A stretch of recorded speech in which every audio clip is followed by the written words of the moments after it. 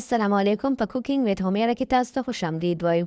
نن به موږ پخو د دم پوخ ریسیپي چې دا په ډېره اسانه طریقه باندې جوړولی شي. د دې دپاره موږ پکار دی 1 کیلو غوښه، 3 الوګان او د ګډ د لم دا لږ شانتې لم دا پکې ډېر ترسپنو تاسو یې واچوئ که نه یې خیر دی څه مسله نه کوي.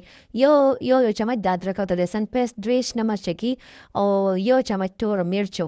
او زموږ چینل سبسکرایب کړئ، لایک کړئ ځکه چې زموږ چینل نوی دی.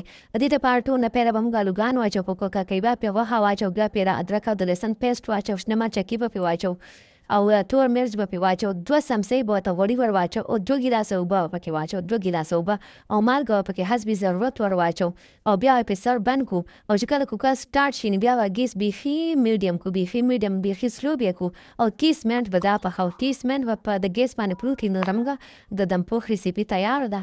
د دې دپاره زموږ چینل لایک کړئ، سبسکرایب کړئ او شیر یې کړئ. ته زموږ چینل نوی دی، ستاسو په شیر کېدو باندې، ستاسو په لایک کېدو او سبسکرایب کېدو باندې موږ ته ډېر سپورټ میلاویږي. شکریه.